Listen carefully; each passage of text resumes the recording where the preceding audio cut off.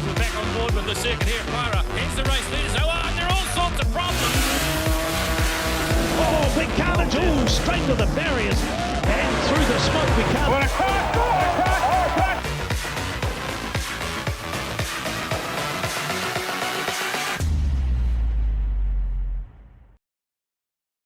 Hi and welcome to another Retro Motorsport. This week we've got drag racing and more drag racing, and to finish, jet sprinting from Gisborne. First up we have the 2000 New Zealand Drag Racing Nationals from Meremere.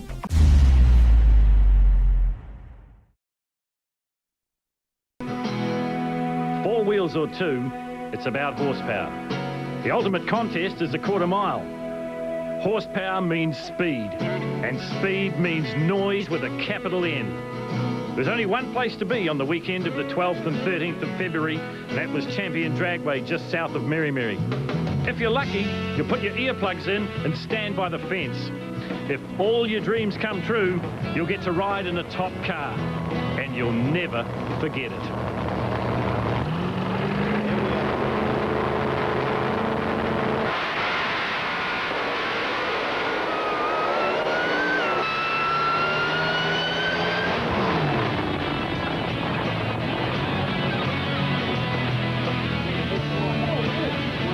Unbelievable. I'll tell you what, folks, in the last couple of years we've covered all sorts of motorsport, but you've got to get yourselves one of these. This is unbelievable. Chris is so busy in the cockpit in about the first, I don't know, maybe 1-2 seconds. He's changed 3 gears. We're up to terminal velocity. You fall straight back into the seat, and when they pull the parachute, oh, unbelievable. It's like you've hit a brick wall. You fly forward in your seat. That was incredible. What sort of time are we doing, Chris? 69.45. Strangely enough, we were talking about this yesterday. I said the fastest I've ever been in a racing in a car was in a Porsche at Mansfield, and I think it was 125, 130 miles an hour. But now, well, tell you what, I'm a convert, drag racing. Much more of it to come here on our coverage of the Pennzoil Nationals, the 32nd Nationals here at Champion Dragway. And boy, oh boy, have you got a treat in store. Wanna go for a ride?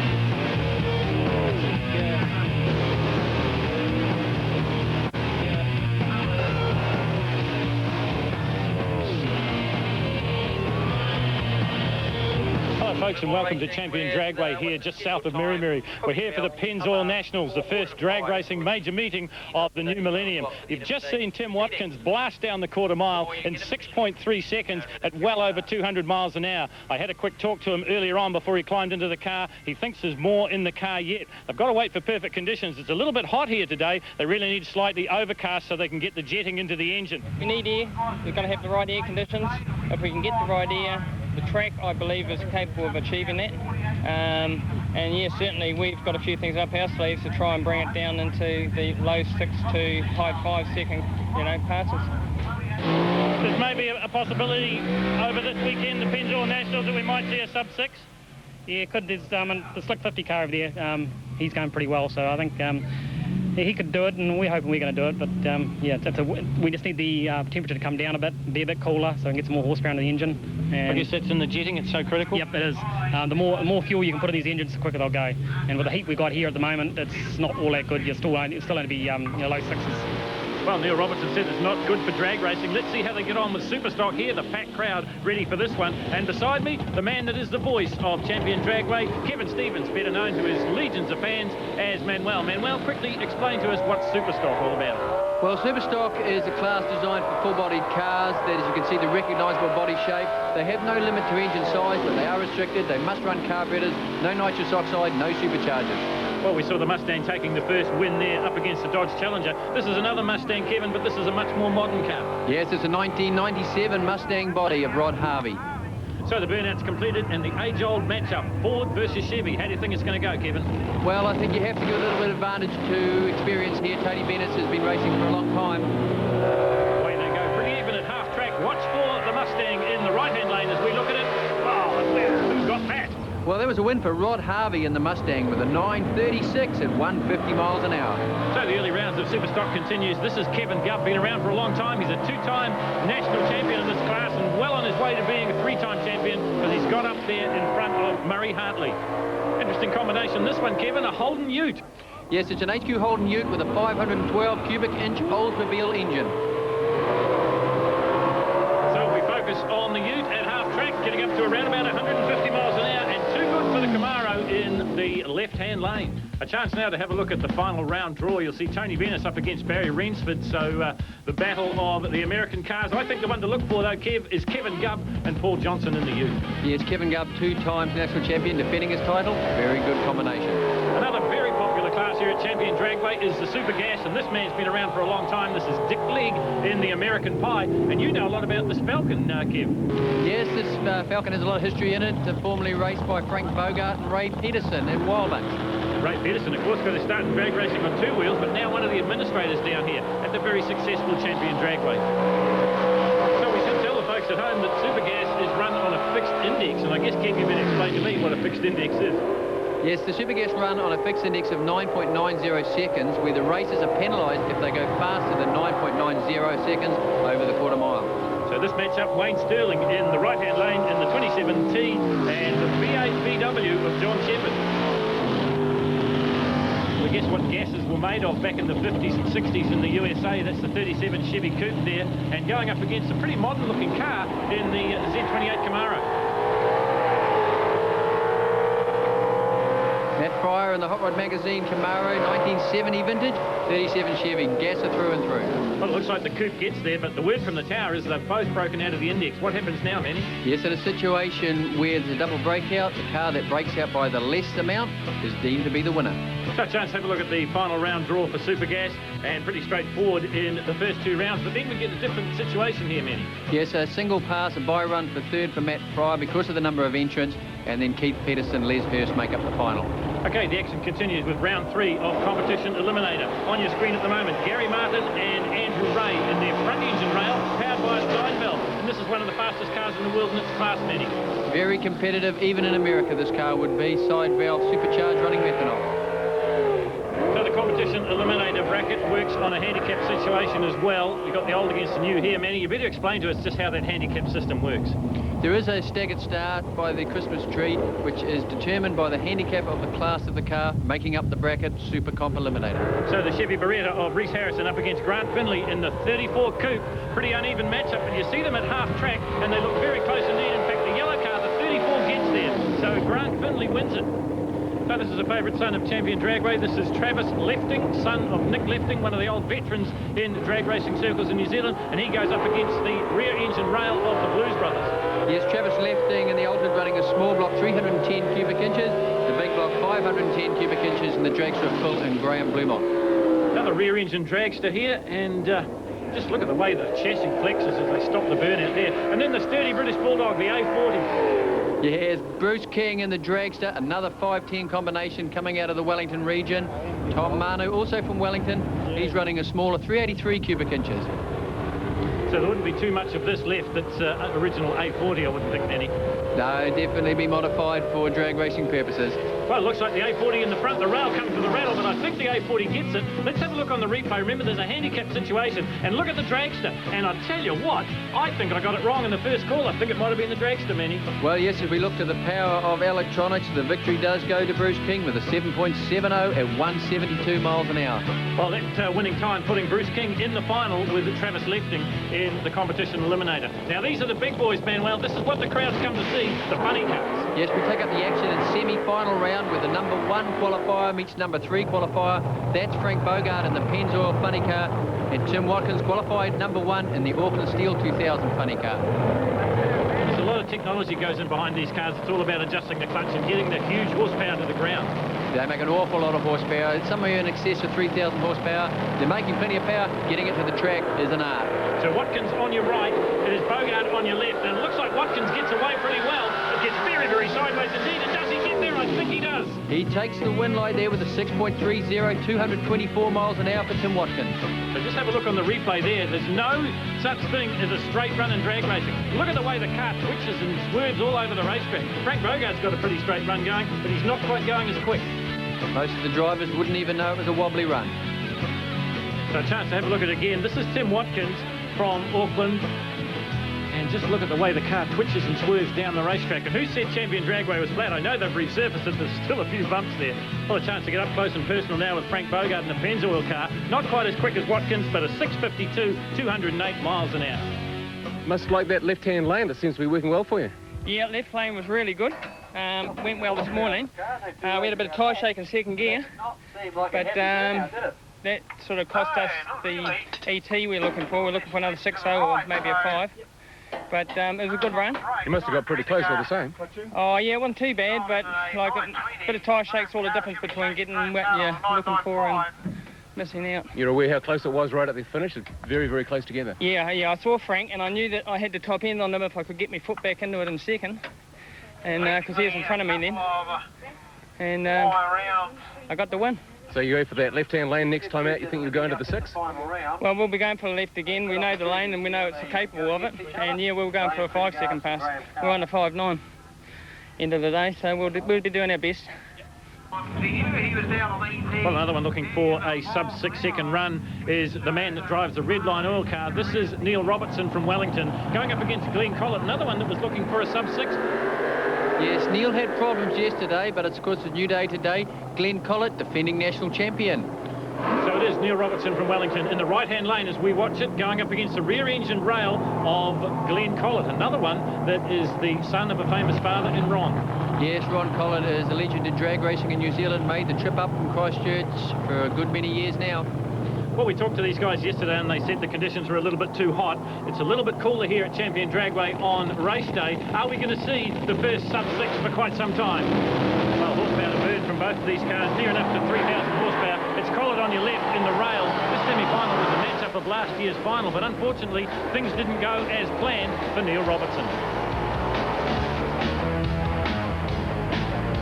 Just on the finish line, the burst panel went, and that threw up the supercharger, jammed home the throttle. Didn't have time to, I just switched it off and just held on. Didn't have time to pull the chutes and brakes. And I was going too fast, I didn't even put the brakes on because I would just rolled it over, so I just went straight up to the gorse to try and... I guess it all happens in an absolute blink of an eye. Yeah, it's all pretty quick. So. And you're sporting some of the scenery here too, isn't Neil? Yeah. There's more from the drag racing to come on Shell Helix Motorsport. Later we switch to two wheels and the battle of the streets racing at Pyroa, world famous in New Zealand. Tony Rees missed Wanganui and Gisborne and looking to make up for that with some brilliant racing at Pyroa. Well, folks, there's a saying that says the family that plays together stays together. Well, we're taking it to absolutely ridiculous lengths here because with me is young Jason Robertson. Now, we just talked to his dad. His dad is the driver, of course, of the Dirty Deeds funny car, capable of around about a 6-second run. But young Jason is the proud driver of Dirty Deeds 2, his own little dragster. Jason, how long have you been racing? Just a season. And you really enjoy it? Yep. And tell us a little bit about your car. It's fast? Yeah, it's fun. And you want someday to push Dad aside and drive the funny car? Yep. Well, the junior dragsters are powered in the main by motorcycle engines, but some of the younger classes are powered by Briggs & Stratton Motormar engines. Top ones get up to speeds of around about 75 miles an hour. They run half track, so they only run the 1/8 of a mile, but it is a great breeding ground for champions of the future. Somebody that probably wished that these little cars were around when he started his career was Mark Holland. One of your crew was telling me 13 years ago you were driving this Chrysler on the streets. Yep, I used to drive around town in this. She was. Is there much left of that car? Yeah, the roof and back guards are still the original on the steering wheel. So he used to be the old chopping trolley. It'll go a bit faster than the original Charger today, though. Yeah. At the moment, like our quicker CT here, there's a 681 at 206. So no, it's definitely getting down the track pretty quickly, all right. Good luck, Mark. Send me one of those T-shirts. Well, chance to see how fast Mark Holland will go as we're into door slammers. Manuel, door slammers, what's that all about? Well, they're very close to the alcohol engine cars, similar engine combinations, but they have a full body with opening doors. Hence the name, door slammer. And that's a full steel body. Well, they have a lot of fiberglass panels on them now to get the weight down, but they still retain the original body shape. And these cars running around about 1,500 horsepower? Closer to 2,000 now. They're making more horsepower with technology. So Holland on your right, Thomas on your left as you look at it, and the Chrysler gets there. Well, we heard technology being mentioned here. These cars are very, very fast indeed. 100 miles an hour in less than 3 seconds. In some cases, they're changing gears 4 times in 6.5 seconds. A lot of work to do in a race that is all over in under 7 seconds. Very important part of the race is the start line. The reaction time we refer to it as, that's the time the driver gets the car moving. And when a race is all over in under 7 seconds, 100th of a second on the start line can prove to be very, very important. We see a little bit of a wobble on there from Mark Thomas. That's just straight out horsepower causing that, twisting the chassis. So So this is the king of the door slammers. This is Chris Tynan. And Manuel, of course, this is the car I went for a drive in, and I tell you what, I'll never ever forget it. Well, I hope you're not in the car this time. Either that or you're hiding under the dash, Phil. Tell you what, I'd be in there. All he'd have to do would ask me, give me one chance to get back in it, and I'd be there. Chris Tynan going up against Robin Silk in the ex-Steve Keys Merc. It's Tynan on the left as you look at it. It's just been a glimpse of the Merc there. Tynan blast away and trouble for Silk. Again, that horsepower, just twisting the chassis, getting the car a little bit out of shape. Robin Silk having to get off the throttle, get out of it. You won't catch Chris Tynan from there. Well, here it is, a chance to look at the style of Chris Tynan, and I can tell you that you're absolutely forced back in the seat here. By now, Chris has changed 3 gears, going into top gear now, around about 200 miles an hour, and that thing stops equally as fast as it goes. Well, the excitement level comes down a bit as we have a look at the final round draw for door slammers. Final Tynan versus Holland. That'll be a good matchup, both from Hamilton. Chrysler versus the Chevy. We're back into the final round now of the Superstock. We saw their progress earlier on in the program. It's the Camaro versus the Dodge Challenger. Now, the Challenger had trouble in the earlier rounds. Let's see what happens this time round. It's a classic matchup, drag racing. It's like the 100 metres at the Olympics. This is the ultimate test of acceleration. And you see out of shape on the start line there from Barry Renchford, gives the win away to Tony Bennett. So the Megan Turbo Warehouse Mustang. This is the late model bodied car. Look at this, the burnout. Let's explain to the folks what the burnout's all about, Manuel. Another very important part of a drag race. It's not just there for show. They've got to get a lot of heat into the tyres. Unfortunately for Scott Campbell, you can see flames through the air intake scoop there, a backfire during the burnout, and a fire in the carburetor. Not as bad as it looks, but his racing day is over. So the Mustang solos through, but the best he can do is 5th, but unfortunately for the other car, because it didn't complete the run, their day is over, and you see the car being pushed away back into the pit area here. Another of the Mustangs, late model 79 Mustang of Murray Hartley from Wellington. And the big Camaro of Graham Alexander, biggest engine in the class, 632 cubic inches. Just about have a party in the combustion chambers of that car. Absolutely. So the Mustang versus the Chevy once again, and we're concentrating on the Mustang, and the Camaro's gone to sleep a wee bit here, Manuel. Experience there, Murray Hartley wins the big races, goes home 3rd. So this is the final of Superstock, and this man would have to start the favourite. This is Kevin Gubb in the Camaro up against that very quick Holden Ute. Yes, a very quick car, Kevin Gubb, 2 times defending national champion, but a tough competitor in Paul Johnston. But Kevin Gubb has the horsepower.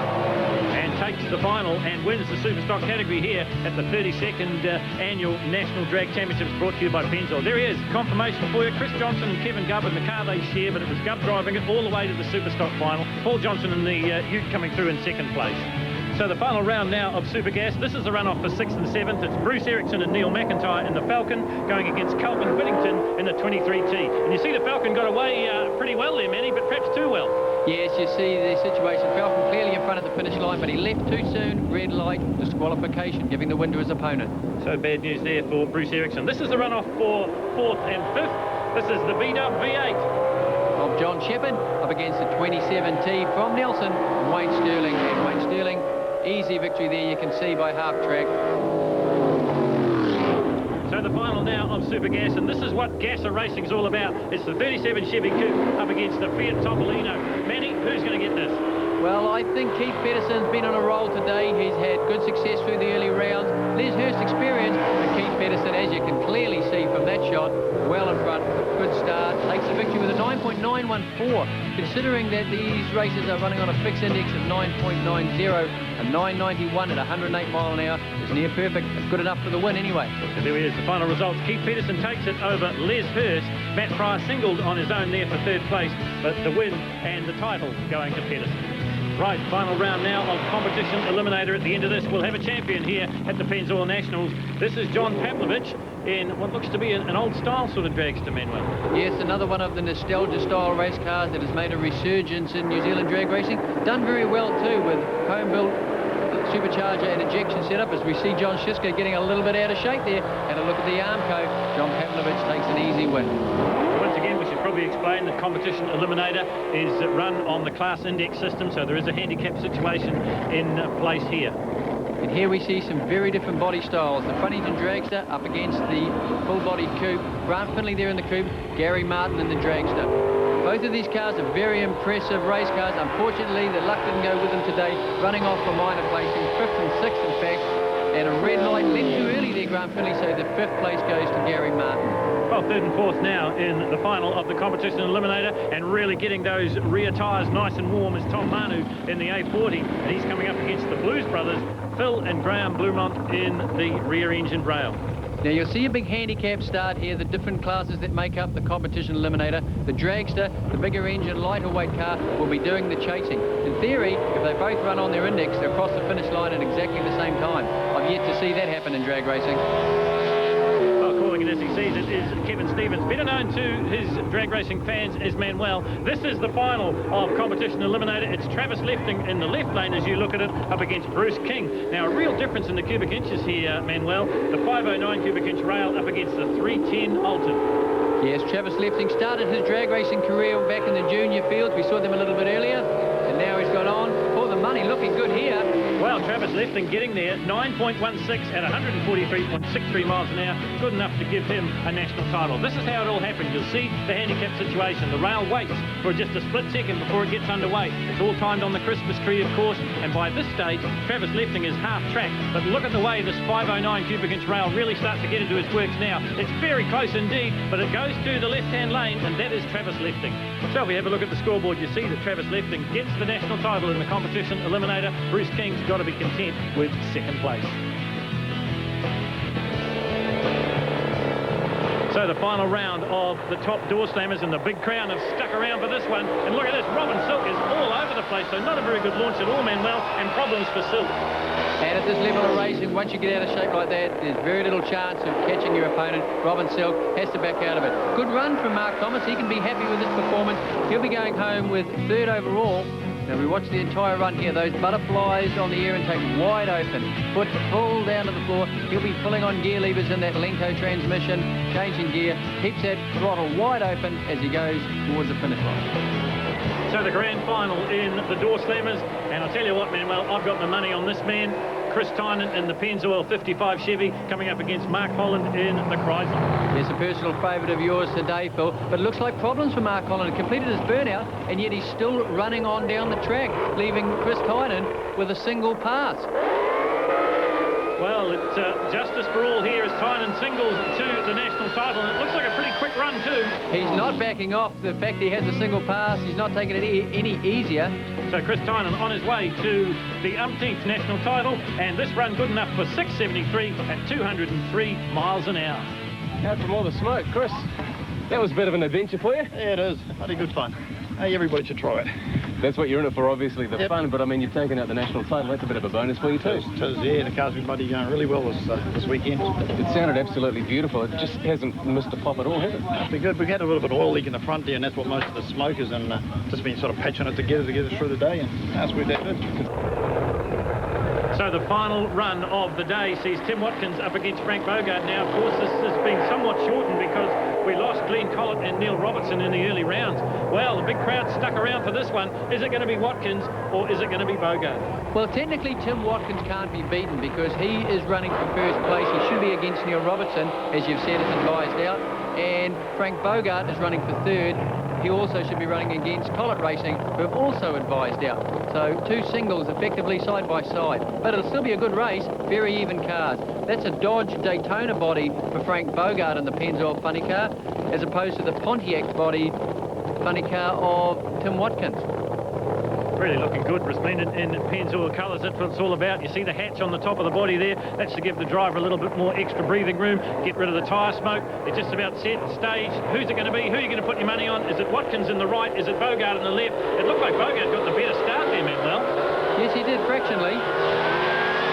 But he's pulled his chute early, so problems there for Frank Bogart. Have a look at this on the replay. He gets off the line, a little bit of a wheel stand, perhaps the front coming down pretty heavily there. And watch too for Tim Watkins. He is all over his lane. In fact, he gets very, very close to crossing the centre lane there. But he manages to keep it on the track and goes through and wins at 6.27, 226 miles an hour. A chance here to have a look at Frank Bogart's run, and you see there the wheel stand that, Manuel, it looks like the tyre shake, maybe it just scared him a wee bit. Yes, I think it was shaking very hard there, and perhaps that's what deployed the chute. They're on a very fine trigger. So a chance to have a look at the run of Tim Watkins. This is the title winning run, and have a look at this car. It really gets off the line like a bullet, and it just continues on and cuts the trap in a very fast time. Another hard day in the office, Tim. Yeah, she's a hot one in there, but it was a good one. You've had really consistent times. You've The car seems to have really hummed along, and at the end of it, you know, you've got the national title. It's been a great weekend for you. Yeah, it's sort of what we sort of planned at the start of the weekend. We had specific goals that we came into the weekend with. I don't know if we were able to back up the record in that pass. You don't know what to run, do you? About 6.2, just over 6.2. Okay, yeah, probably not enough to get the record, but certainly the car's gone well. We've achieved what we set out to do. It's only a third meeting in top alcohol. So, yeah, we're pretty happy, I think. A great day at Meremere for the Summer Nationals. Coming next, we're across the Tasman for the V8 Supercar Series. We highlight the racing from Perth. The Holden racing team holding the front row of the grid. That Lowndes-Scaife combination, so powerful. The V8's next on Shell Helix Motorsport. To enter, eardrums ready. It's a big day. Very big, mate. Very good for the crowd. 15,000, among them more than a few new recruits. City folk only now discovering the relationship between horsepower and happiness. First time I've driven past this for years and years and years. Just awesome. From the dads that protect the sons and vice versa, there's a wonderful simplicity about the sport. And if the appearance to the public is that all we do is just rev it up and put our foot down, well, that's what we need. And they reckon the reason why most here seem so happy is this place is a conversation killer. Yep, you have no idea what I'm asking you, do you? You can't hear it, can you? What do you do? As little as possible. And yes, we did come across the black tees and the hairdos as old as the bodies they sit upon. There were the ladies of style and speed. 10-year-old Shannon fast becoming a seasoned pro. This is a sport that takes all types. We got accountants, fruiterers, farmers. There's no bull in drag racing. There's two cars on the start line. First one through is the winner. And Victor Bray should know he's as big and fast as they come. This is $300,000 Chevy. Top speed 380 kilometres an hour. Here, the make of the engine means much more than the make of the man. The best thing that's got me is how many people come up and say, "Welcome New Zealand, I hope you enjoy your stay." That's really got me. It's great. We don't do that often to Aussies, do we? There's enough interest all over the country. Someone comes and manages the sport, they'll make it big, big, big. City cynics take heed. Tony Beach, 1. You can never have too much drag racing, so wait, there's more. That's right, more drag racing. This time, it's the 2004 Southern Drag Nationals from Runapuna.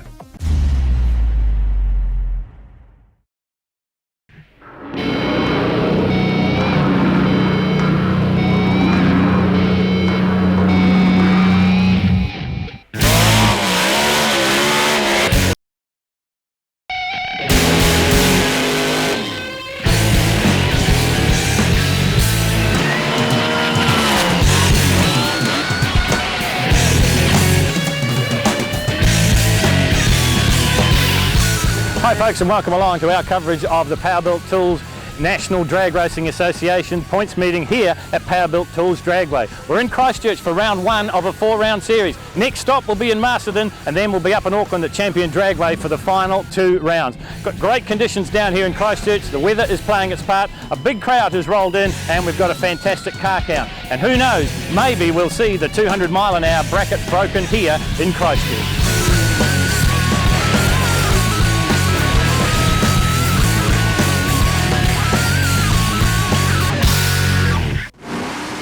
Well, this is what it's all about. This is the view from inside the cockpit, and you can see for yourself how busy the driver is. And this is all happening in less than 8 seconds. Look at that, through the gearbox, both hands back on the wheel, and then the chute pull, and then you are stopping, and the run is over. Top Alcohol is the premier class in New Zealand drag racing, and this is the fastest rail in New Zealand at the moment. This is the Harcourt's hauler, Chris Johnson, the pilot. Tried to make the car a little bit lighter. It was easier to make the car lighter than to make the driver lighter, so we've done that. We tried to make the car a bit more aerodynamic to get it down there a bit quick. This is Auckland's Mark Vincent, one of the 20 North Island cars here at Runapuna for round 1 of the Drag Racing Association Series. Well, fortunately we have a setup from when we were down here at Easter in the clutch department, so we don't have to work on that. So we'll just do a half pass to start with, sort out some sort of fuel curve and a fuel system readout. But apart from that, we'd like to think first round of competition we're going to be on the pace. Well, I'm joined in commentary by the voice of New Zealand drag racing, that is Kevin Manuel Stevens. And Manuel, first round of the Drag Racing Association races. What are you expecting? Are we going to see the Magic 200 today? I'd like to think so. At the top division, top alcohol, they'll be looking to get early points and good competition runs under their belt. Well, to Auckland is first up, and here it is on the replay, and you see the Harcourt's hauler just leaving a little bit on Mark Vincent in the freight train, the double engine dragster. Oh, and some problems there by the look of it, a little bit of smoke coming from the back engine. You'll see it there from the reverse shot, and I guess that's going to have Mark Vincent and the crew a little bit worried. Second pair of qualifiers now in top alcohol, and in the funny car it is Brendan Side, and alongside of him it is Brian Norman. Now Brian Norman won this event last year at Runapuna. Length of the frame a bit this year, and we haven't finished covering it in, but that's a work in progress. We had a mishap right at the end last season, blew the motor up, and we've rebuilt that. Haven't really changed anything, just new parts to replace the broken ones. But being a wee bit longer and a bit more flexible with a new frame at the front, we're hoping that'll handle the track a bit better.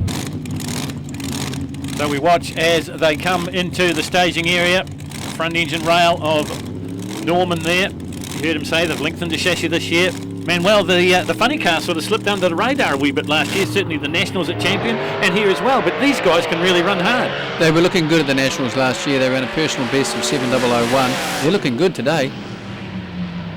So that is, the funny car takes the win. Here it is on the replay, and have a look at the funny car in lane number 1, just leaves on Brian Norman, 737 at 190 miles an hour. That's a great way to start. Semi-final time now for Chris Johnson and Mark Vincent. They have repaired the oil leak in the freight train, the RPM Engineering freight train. This is Chris Johnson. Get a great look at him in the cockpit. Just about set to go. And unfortunately, it looks like it's going to be a single Manuel. Some more problems for Mark Vincent. Yes, they were looking at the ignition system, so I think they lost one of the magnetos in one of the engines. Well, here we are on board with Chris Johnson, and look at this. If you've ever wanted to do 200 miles an hour on the front straight at Runapuna, here's your opportunity. 677, 200 miles an hour. That's got to fill these guys with heart because it's early on in the season, and that's a fantastic result. That's starting where they want to continue, certainly. Semi-final time now, and it's the pairing we saw before. Norman on lane number 1, and oh, he's just about on the grass, and he's taken out the lights, I think, Manuel. I think he's taken out the timing lights. Yep, you just see in the replay here, he's having trouble controlling it as those front wheels come up. Now he's doing a lot of driving duties. He's off to the side of the track. He's got to hang on to it, and he does clip the timing beam and puncture a tyre, I would say. Well, while Brian's having all that problem, Brendan Side has driven around him and recorded a time of 7:41, 1:79. Probably not good enough to give him lane choice against this bloke. 200 miles an hour, that must give the team real heart with the season sort of just starting to unfold. Yeah, definitely. We're sort of right back where we were at the finish last season, and we've done quite a bit of work on the car, so yeah, no, it's worked out good. Conditions are changing a bit here, can we expect more? Yeah, well, you possibly can, but it's just how much this track can take. And if the sun disappears and the track gets a bit cooler, it might not handle what we want to throw at it. Well, the big crowd have been waiting for this. This is the final of top alcohol. Brendan Side there in the funny car, already run a 7:41, 1:79, but this man has gone over 200 miles an hour, and that's the first for the season here at Runapuna. So watch for Chris Johnson in the rear engine rail up against the funny car. They come into stage now. They're very careful to stage shallow as we get set for the final in top alcohol. Manuel, you got to put it on you. It's got to be the Harcourt's hauler. Yes, Chris Johnson's got a lot more experience. He was probably at drag racing tracks before Brendan Side was born, but that's no guarantee. A race is a race. And look at that, the funny car leaves first, but watch the rail, just drives around him, and we're going to see another 200 mile an hour run here at Runapuna. That's amazing stuff from Chris Johnson for this early in the season. Have a look at it on the replay. The funny car just gets up and goes.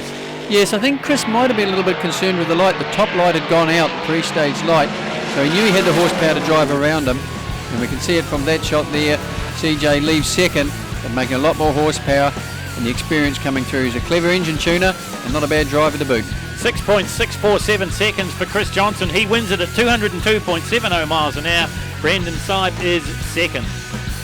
Knew I was up against it, so I took a gamble and I got a bit out of it there, but in the end he just had the horsepower to drive around, so. Car's all in one piece, no oil leaks, no water leaks, no nothing. It's just behaving itself tremendously.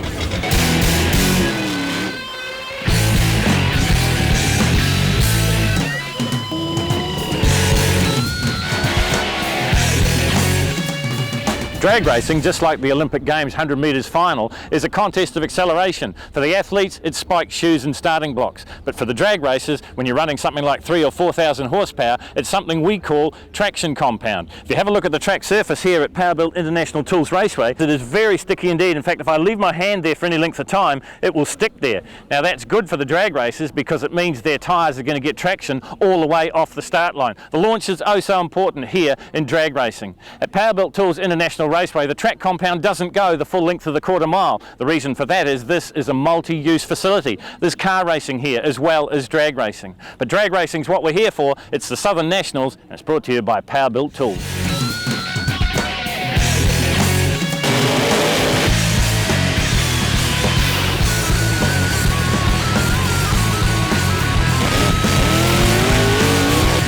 So into the top street competition now, and this is Kelly Rennie from Auckland. Runs in the 10 to 9 second bracket in his small block powered Jaguar, and that's a pretty good run first up for the Jag. First of our pairings at top street is Brad Rosewarne in the ex-Trevor Tolhurst Corvette, and I think, yes, it is Roger Binnemer. And Manuel, this is just a beautiful car. It's a well-prepared car. This originally built by Chris Duncan in Christchurch. Roger Binnemer's got a good car, got a good engine out of his T-bucket, and performing well. Won the meeting last year.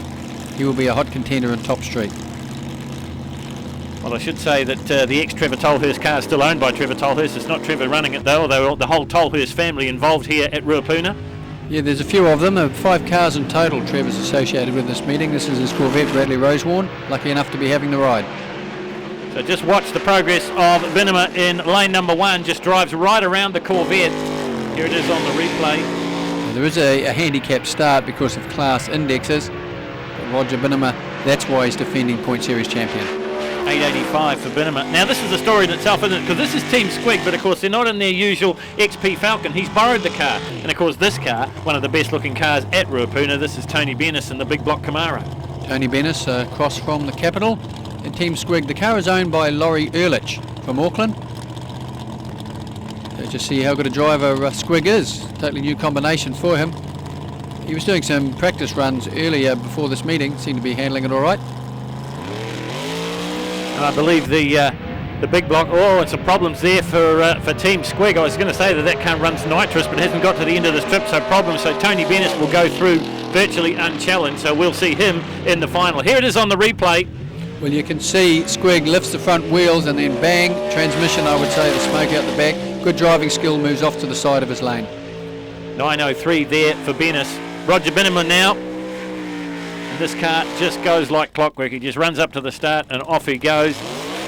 Kelly Rennie, well, this lives up to its name. It's a bit of a wild bunch of this thing. It certainly is, and Kelly will be enjoying the experience down here at Runapuna. First time they've travelled down to the south.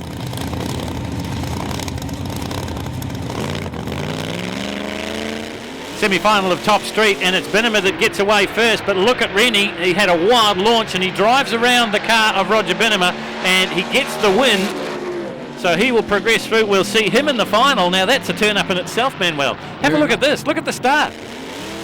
Leaving very, very hard. He'll be a bit concerned his 60-foot times are probably a bit lower than they should be, but that's because the front wheels are still in the air.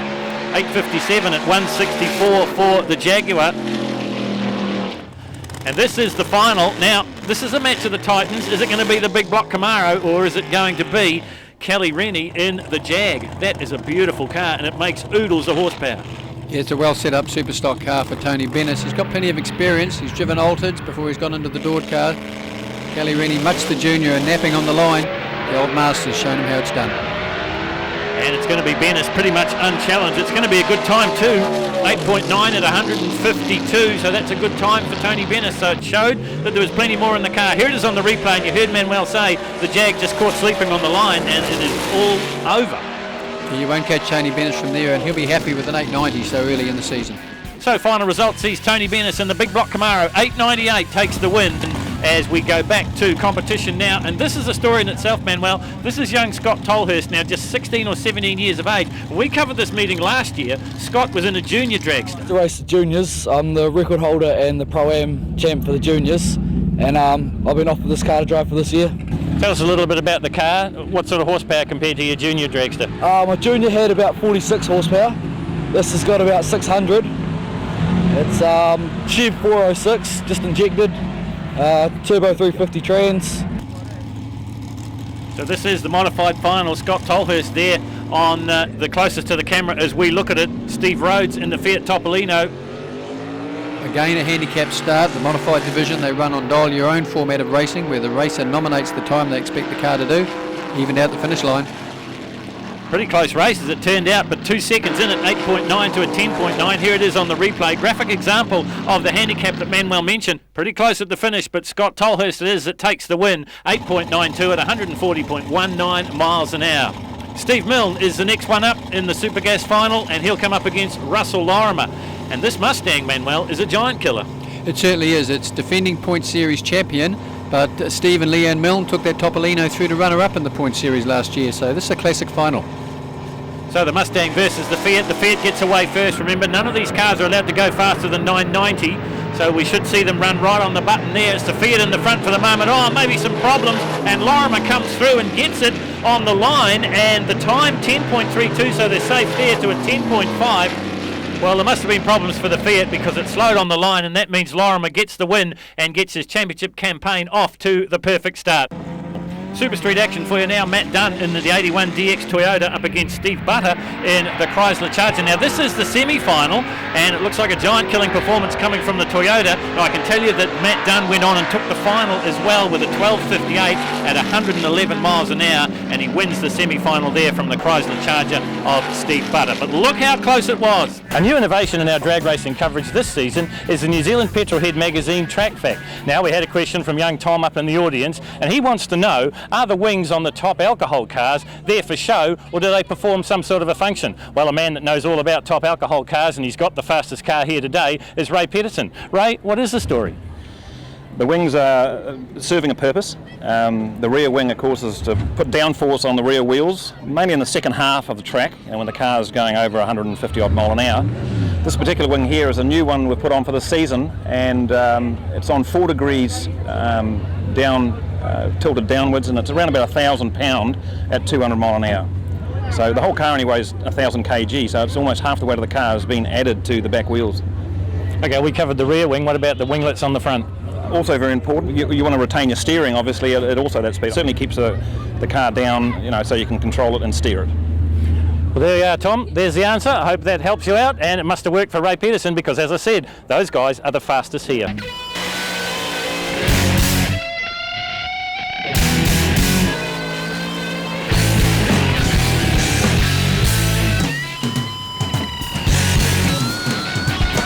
You're watching the 2004 Southern Nationals from Powerbuilt Tools Raceway, Runapuna, and we're into the door slammers. Lane number 1, it is Steve Bernasconi in the quartermaster, and alongside of him, the Black Pearl, that is Steve Beatty from Christchurch in his 55 Chevy. About the build-up, I know that you've called in a few favours and cobbed bits and pieces off all sorts of other people's cars. Yeah, well, kind enoughly, Chris Tynan sold me some of his older parts. He actually built the motor for us. What are you expecting today? Well, we'd like to do a 7.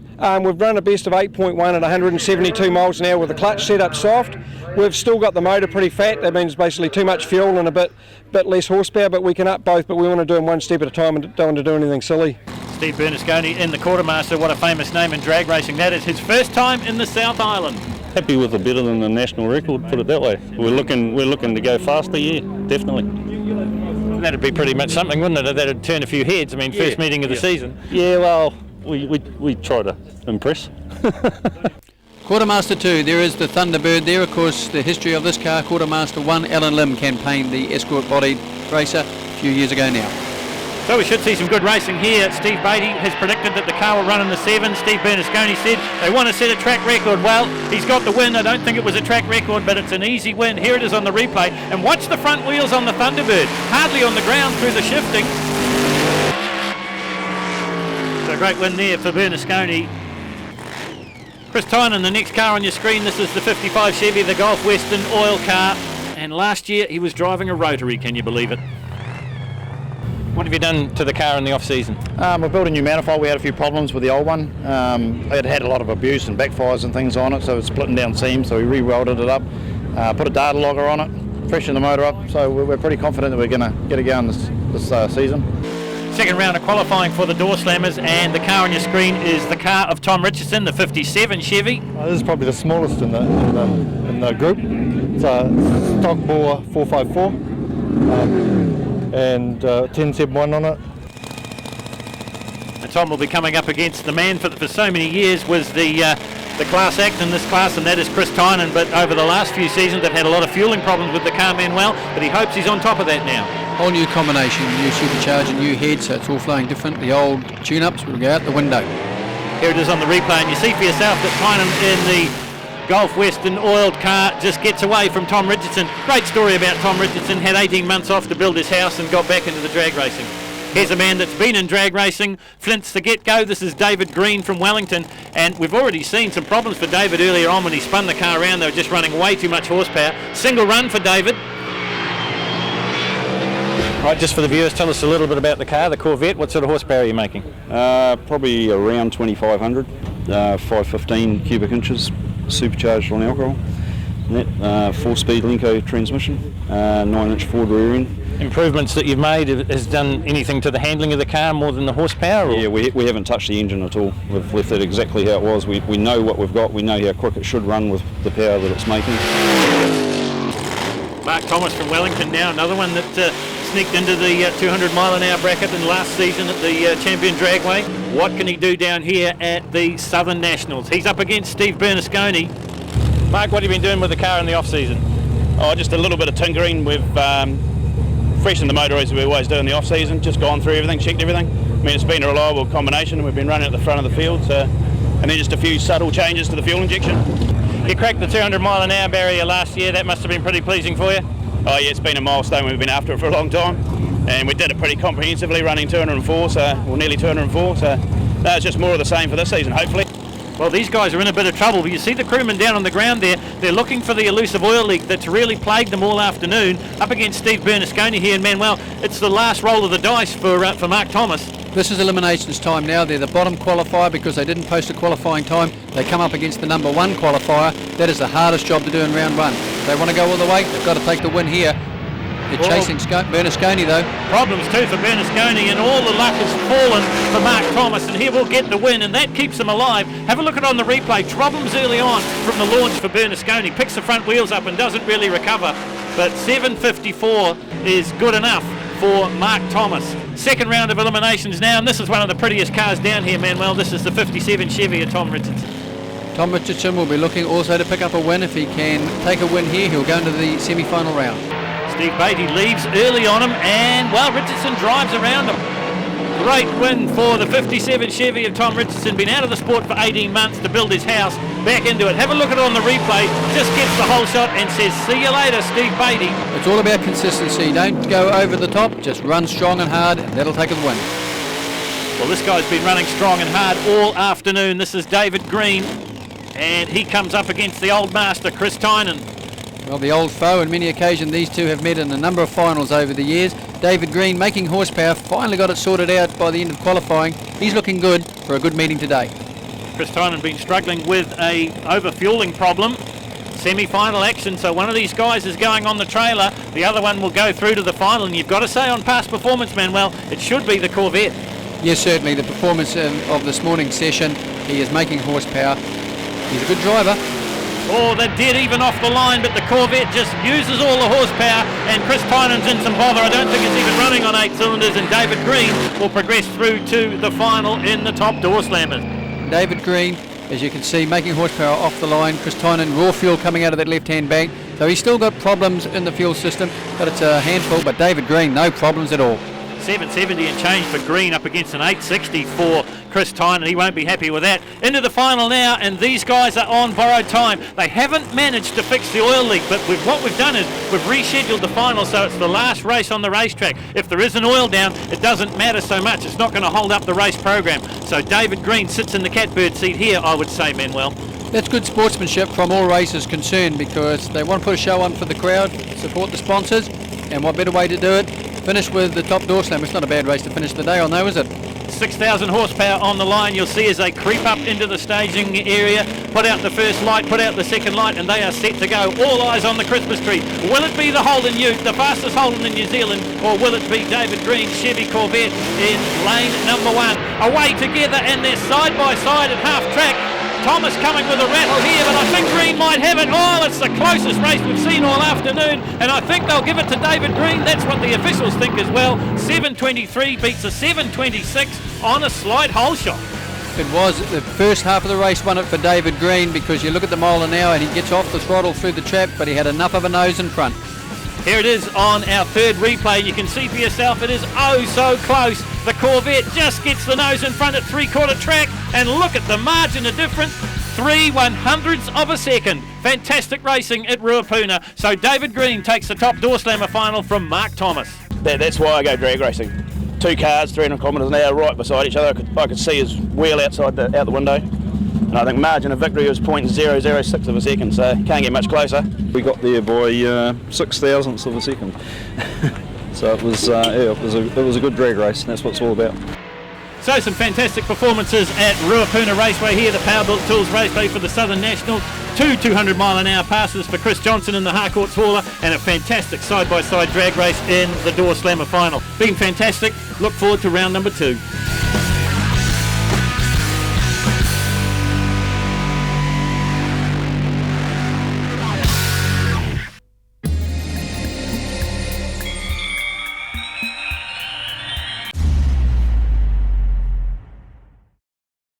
To finish, let's go back on the water.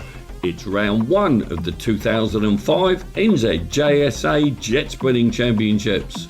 This time, it's the Death or Glory boys of the Group A class.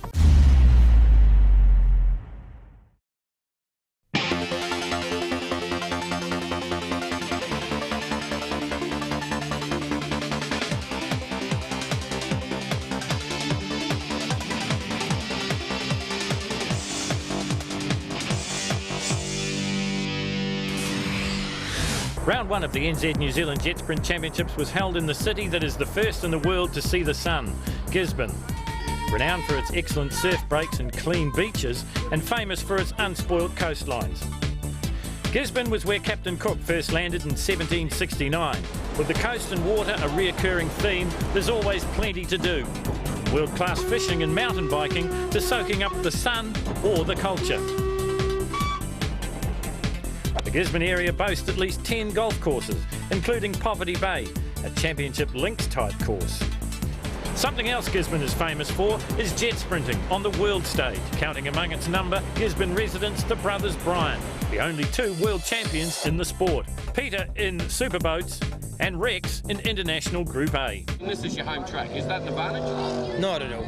I mean, we don't get to fill the track with water until race day, and today's the first time I've been on the track since last year, so it makes absolutely no difference at all. I am for the first time today just trying a couple of different things again with my jet unit setups, just to experiment, but I'll be surprised if I can get it to go any better than it just has been. 2005 New Zealand Championship, are you going to add that to your list? Oh, you're going to have to ask me in another couple of months, Ian, but you know, it's certainly a dream. It's a wish. It'd be neat to have it happen. On present form, you've got to be the man to beat. Oh yeah, but this sport's full of surprises, and if everything goes well for me, maybe I will be in the sharp end of the day. But I just don't feel that certainty and that total confidence, because I know there's too many things that could go wrong. Rex is the man to chase at the moment, so he's the ballpark figure.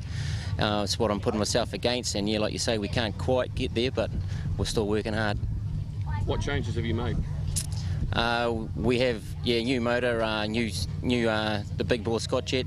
That's made it a lot easier to drive, and other than that, just the same system as we've always run. Where are you going to find that pace that you need to get up to Rex? There's still things to develop. Like, you never finish developing, but it's just keep trying everything different all the time. We're still trying all day long. We're trying different combinations. I think there is a chance that we can catch Rex, but we've just got to keep trying. Simon, 2005 championship. You here to get yours back? Oh, we're certainly keen to. It's certainly difficult. Rex he's going really well. It's and Daryl, yeah, it's going to be tough. Have you made any changes to the boat? We've gone for the big bore unit, like all the other people that are going fast have got. But yeah, we haven't really had time to set the boat up like we would, and blade combinations, and handling. We needed a bit more time, but we're working on it slowly. Championships are won on consistency, though, aren't they? Yeah, they are. Hopefully we'll improve as the season goes on, but if Rex wins today, he's going to be hard to beat. So if we have a look at the top 16 qualifiers, we see that Rex Bryant, the defending world champion, is on top with a 56-second dead run. Simon Campbell in second and Daryl Hutton in third. Fourth, it's Auckland Jander Ward. Further down through the field, and a couple of surprises there. Bruce Kennedy just over the minute mark. He's going to struggle to go any further. And Calvin Pickard, 64.93. So we started off with 22 boats. We cut them from 22 to 16 and now to 8. And this is the first of the 8 to go. This is Firestone Racing, Annette and Tony Sargison. And, well, let's have a look at it. Best run so far, a 59.53. That was to go through into the top 16. So they have been going quicker. But I guess they will need to go appreciably quicker than that to progress through. It's all about eliminations in jet sprinting.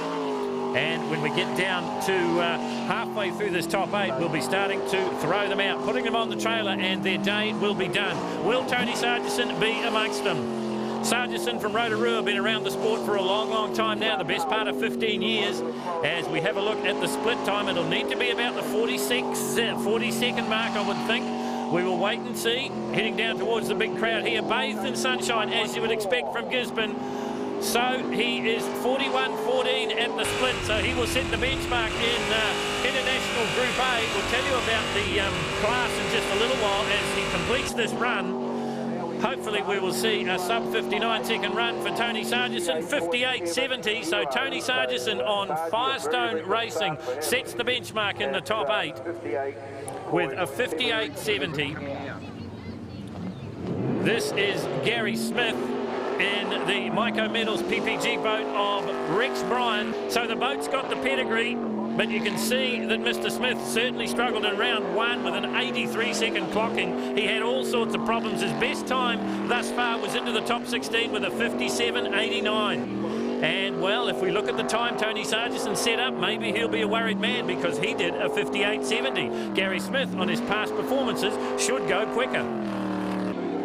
41.14 will be the split time to beat here at Gisborne, this purpose-built aquatrack, the home of the only 2 world champions in the sport in the Bryant brothers. This is Rex Bryant's boat, but it's Gary Smith at the controls. 40.75 at the split, so he's up the best part of half a second. So Gary Smith is heading in the right direction.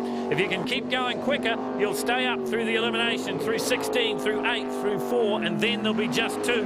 Will Gary Smith keep going quicker, working his way down towards the finish line now? Best time was a 57. He does another 57. It's a 57.97.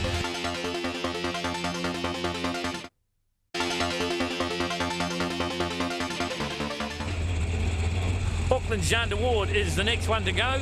The boat is Pump. He shares the boat with Daryl Hutton. He's a sawmiller from Tuakau, so he's just south of Auckland, to be technical about it. Let's see what he can do. The time to beat is Tony Sargison's. That's the 58.70. Well, I can tell you that Jander Ward on 3 separate occasions has gone quicker than that, so he is heading in the right direction for the moment. Let's have a look at the split time. It'll need to be around about the 40-second mark, I would think, to keep him in the hunt. Pump is the boat. Jander Ward is the pilot. It's an Eagle hull built by Russell Dobbs just out of Taupo, so it's a local product here. Stay Pump. Cherie Clayton is the navigator. That's her arm you see from our onboard shot, directing Jan just the right way to go. Have a look at the split time, 40.47, so they keep going faster. Not a lot in it between Gary Smith, but a whole lot quicker than the 41.14 set up by Tony Sargison. Sargison, well, he'll be starting to be a little bit of a worried man as Jander Ward starts to work his way towards the finish line now. Will we see a sub-58-second run? You betcha. 57.65 for Jander Ward. You're in the 58s. Can you go much lower? Well, we'll just have to wait and see at the end of this run. We're going to be trying our hardest. Don't you worry about that. You made any changes? No, nothing really, no. Just try to drive it a little bit better at the end of the day. I suppose there's more time there? Yeah, there should be a little bit of time, but I suppose you won't know until the clock stops. Well, we've got the interesting situation here because the first boat to go in the 8 was Tony Sargison in Firestone Racing. Now this is Darren Munro, also in Firestone Racing. We could see the situation that one man will knock the other out on the same boat. That is the scenario. Tony Sargison will be watching this from the sidelines with interest. 58.70, that's the time to beat for Tony Sargison. I can tell you that Darren Munro has gone faster on 2 separate occasions in the very same boat in the qualifying round, in the top 3, and should I say in the qualifying round 3, and also the top 16. What can he do this time round? Keep in mind that 41.14 was the split time for Tony Sargison. What's it going to be for Darren Munro? It's 40.16, so his mate is going to maybe knock out Tony Sargison here in Firestone Racing. Sargison owns the boat. He's from Rotorua. He's been around forever. Darren Munro is going to be the spoiler here, although he gets very, very close to the island there. It's going to cost him a tenth of a second. He works his way down towards the finish, 57.45. Goodbye, Tony Sargison. Goodbye, my best mate who lent me the boat. Well, you see it all here in NZ Jet Sprinting. Daryl Hutton, we've seen this boat out as well.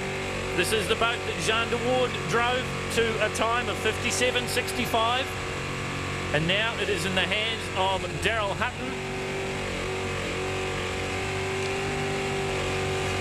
We're on board with Daryl as he works his way around this serpentine course, this purpose-built racetrack here at Gisborne. Dale McCanova, I beg his pardon, is the co-driver. Previous run was the best with a 57.14. That was to get into the top 16. And listen to the engine note. You can just about see the rev counter there, and it hardly ever moves. These boats are very much regulated. Cast iron engines, no aftermarket aluminium heads or anything like that. They run on carburetors as opposed to the injection and in some cases superchargers of the superboats. They run on pump gas, but they get the job done, and you're seeing it here on board with Daryl Hutton. Heard the boat leap out of the water there. 57.03, good enough to keep on going forward, but also good enough to put Tony Sargison in a world of hurt. Duncan Campbell are next to go. Another one sharing a boat. This is the father and son combination, Duncan and Simon Campbell. Duncan the first to go in Opiki Spud. History-making occasion here at Gisborne because this is the first time in around about 4 years that Duncan Campbell has made the top 8. He did that with a best time of a 57.61. He got through to the top 16 with a 58.54. Now let's see if he can go any quicker. Tony Sargison will be gone now. Gary Smith will be the worried man. His time of 57.97. So we're starting to whittle them down. Have a look for the split. It needs to be under the 40-second mark, I would think, to be in with a chance. It is 39.90. So Duncan Campbell, another one heading in the right direction. The best part of a second up on the split time of the slowest competitor, and that is Gary Smith. Working his way down towards the big spectator crowd now, and down through the finish line he breaks the tape with a 56.82, and that is good enough. Where do you think the pace in the boat's suddenly coming from? Well, we've changed the unit, put the 8.5-inch Scott unit in it, and it has made the boat respond a bit better and with a bit better top end speed too, I think. We're at the part of the day where it's going to start counting and you've got to jump on them. Yeah, I mean, it does look that way. But we are treating this day a bit contrary to what I said before. We're using it as an opportunity to get a bit game and try a few changes in the jet unit, and we got some results in the last run.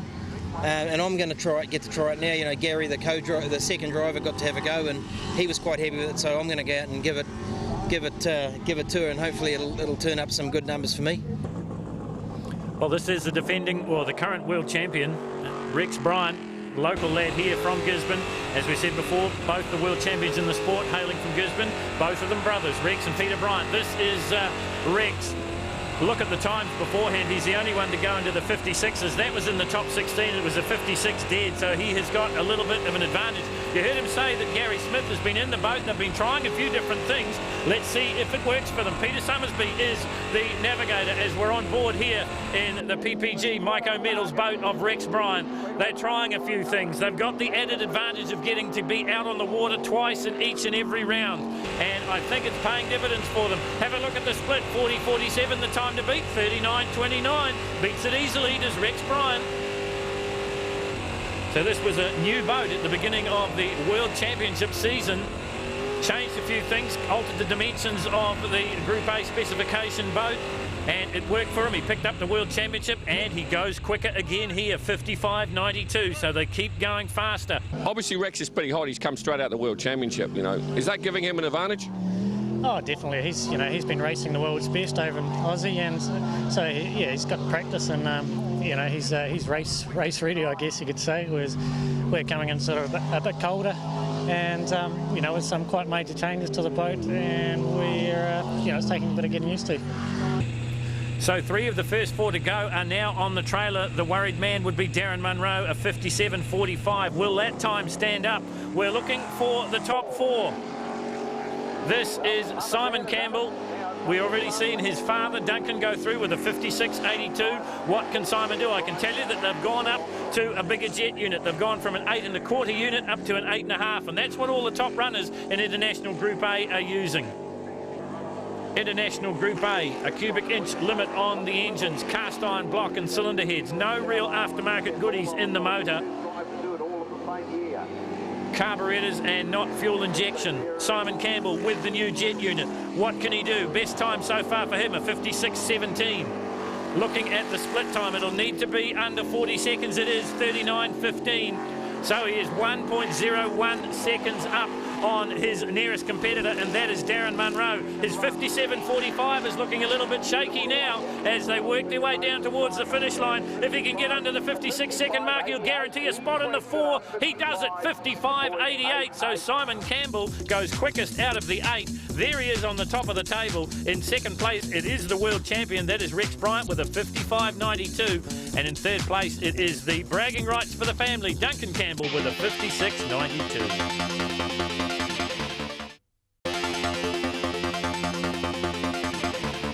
You got some problems? Yeah, brand new unit, and we've popped a bit off the back, which has stopped cooling the oil. We're very lucky that side of the unit actually just cools the oil in the sump. Otherwise, if it had been the other side of the unit, we would have just cooked our motor out there in the last run. Can you fix it? Not today. Nah, there's not with the amount of time, limited time we've got left for the day. We'll just be down on pressure now slightly. We can get away with not cooling the oil. After that run, you actually pull the boat out of the water, take the bungs out, put it back in the water, flood the bottom of the boat and cool the whole sump with raw water. We'll just be down on pressure slightly for the rest of the day. Well, oil pressure problems for Daryl Hutton. The boat is stay pumped. It's the boat he shares with Jander Ward. It's an Eagle hull. And you heard him say they have got a little bit of a mechanical niggle. Rightio, we reset the clocks. We start it all again because this is the top 4. We started with 22 boats. We cut them down to 16. We cut them to 8. You saw that. And now we will cut them down from 4 to just 2. Will Daryl Hutton be amongst them? We will wait and see. He is the one that will set the benchmark, though, as he works his way towards our split point. Should be around about the 40-second mark. Oh, a little bit of a problem there. And listen to the constant throttle setting. The boat hardly ever deviates. On board with Daryl Hutton here. Stay pumped the boat. 41.3 is the benchmark setting at the split. 57.03 is his best time. That was in the top 8. He was going forward. You heard him mention in the interview maybe a mechanical niggle. Is it going to slow him down? He works his way through to the finish line now. It slows him a little, but maybe it's going to be good enough. 57.26. That is the benchmark for the 4. Duncan, well, you made the 4. Do you think you can take Simon down? Well, I'd never even dreamt I'd make the top 8, let alone the top 4, so no, I think it would be asking a little bit too much to finish in front of Simon. So the bragging rights around the kitchen table when they come to visit. Duncan Campbell, the father, Simon Campbell still to come in the top 4. O'Picky Spud is the boat. Look at the times previously, 56.82, easily his best time. That was in the top 8. But now, of course, they mean nothing. All he's got to concentrate on now is getting the boat around the course, part 1, and part B, beating the 41.3 split time of Daryl Hutton. If he can do that, it puts him in the right frame of mind. It puts him on the right side of the ledger to go faster. And if he does that, he'll keep going through. It's all about eliminations in jet sprinting. This is International Group A. It's round 1 coming to you from the Gisborne Aqua Track. Beautiful conditions, big crowd in, enjoying the spectacle that is jet sprinting in New Zealand. We have the 2 world champions in the sport, and we've got the makings of a fantastic national series. Oh, and he's a little bit slow at the split. 40.76 for Duncan Campbell, and that's a little bit slower than the 41.3 from Daryl Hutton. Now the pressure comes on. Now we'll see if the bigger jet unit is going to pay dividends for Dad as it did for the son. It does. 57.17.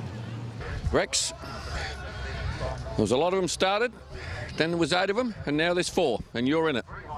Yeah, I'm only just in there, aren't I? There's, it's not a free lunch, as Simon Campbell, as I thought, has clawed his way back, and every little change I made, I've actually gone slightly slower every time. So I've gone back to where I did my very best time, and I hope I can get back to that time. His very best time of 55.92, and that is the fastest of the bunch thus far. So if he can repeat that, Rex Bryant will assure himself of getting through into the final elimination here in round 1 of the NZ New Zealand Jet Sprinting Championship.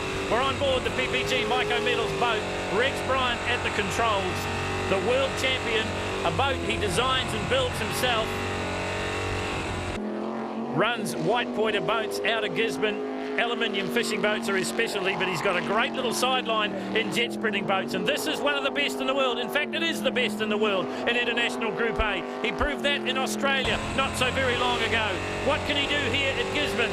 He comes up towards the split point. It'll need to be under the 40-second mark, I would think, for him to go any further. The world champion starts to bring it home now. Look for the time. Will it be under 40 seconds? 39.81. So Rex Bryant is on his way. That's faster than Daryl Hutton, and it's faster than Duncan Campbell as well. So we are going to cut them to just 2. Will Rex Bryant be amongst them with just Simon Campbell to go? You get the feeling that he will. Down towards the finish line now, 56.30. It's slower than he did in the top 8, but it's good enough to stay up. And then there was just one, Simon Campbell.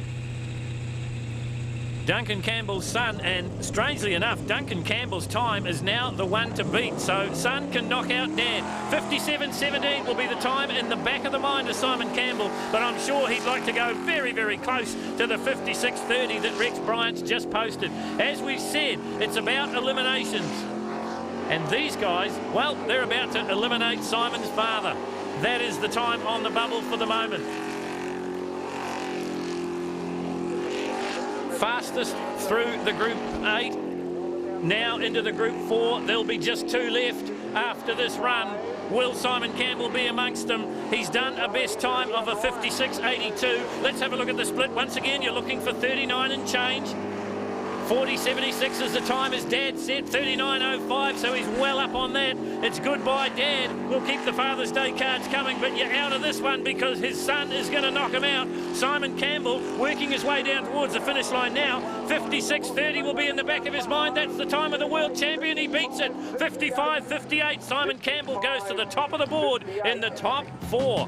Well, he tried to stay there for such a long time, but in the end, it was his son that knocked out Duncan Campbell. So we've got 2 of them at the top. Simon Campbell will race off Rex Bryant for all the marbles. First to go, it is the slower of the boats, and that is Rex Bryant and Peter Summersby. The boat is Mike O'Meadle's PPG. It is a Stinger hull, designed and built by the driver. He is the current world champion. He's got a best time so far of a 56.30. Of course, they mean nothing now. We start with a clean slate. There is just 2. We started with 22. The cream rises to the top, they say, as don't get much better than this. The world champion on the fastest qualifier. That's the exciting prospect we've got to look forward to here at Gisborne. And you're watching Rex Bryant about to stake his claim. He's only got to get to the finish. He's got to set a time, but he wants it to be faster than the 55.58 that Simon Campbell posted in the top 4. Just for a psychological break, coming up to the split time now. Will we see another 39-second split, or will it be a little bit quicker? The bit is between the teeth for Rex Bryant, the world champion. They work into the split. It's a 38.69. I don't think anyone's gone faster at the split point in the whole of the day's racing. Does that mean that Rex Bryant is going to continue where he left off in the Worlds and lead the New Zealand Championship? He's got to bring it home fast. He wants to beat the 55.58 of Campbell. He does so. 55.22. Rex Bryant throws down the gauntlet now. Can this man pick it up? This is Blair Drysdale and Simon Campbell. Blair doing the navigational duties. Simon Campbell driving the boat to its ability. He's done a 55.58. He did a 55.88. He's been consistent. He's been fast. All those times now mean nothing. The only time in the back of his mind is the 55.22. He's got two things to knock off. One, he's got to get to the finish, and two, he's got to beat the time of Rex Bryant's 55.22. Can he do it? Keep watching. Oh, Picky Spud is the boat. Simon Campbell is the driver. The time to beat is the 55.22 of Rex Bryant. They've worked their way heading down towards the split time now. Will we see another 38-second split? We may not. We haven't seen one yet from Simon Campbell. We get closer now. Watch the clock on the top of your screen. 39 seconds and change it is. 39 seconds and change, so he's a little bit slower. He's half a second. You know, you talk about a tenth of a second, a hundredth of a second in jet sprinting. Half a second is huge. Now, can he bring it home quickly? 55.22, the time in the back of the mind. 55.76, he doesn't do it. Rex Bryant is the champion in International Group A. He carries on from where he left off in the World Championship. White Pointer Boats goes to the top of the tree. Rex Bryant's 55.22 beats Simon Campbell's 55.76. Look at that smile, eh? Look at that smile, Rex. Yeah, well, I don't know what to say. I mean, I could allude to the fact that I might have been foxing there for a while. That would be a good story. But no, the truth is I had to work really hard for that, and Simon was he's put some serious heat on me. What about the next round? Well, it's going to be the same old, you know. If we both have good runs building up to the finals, you know, it's I guess Daryl Hutton's always going to be a contender, and who knows what wild cards will come out.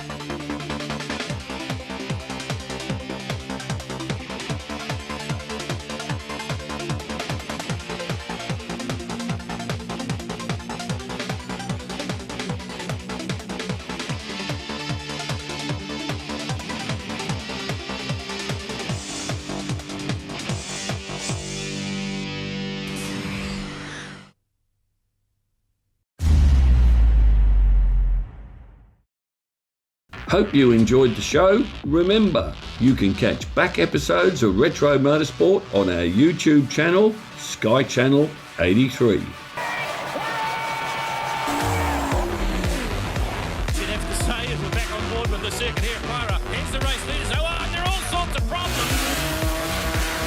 Oh, big carnage. Oh, straight to the barriers and through the smoke we come.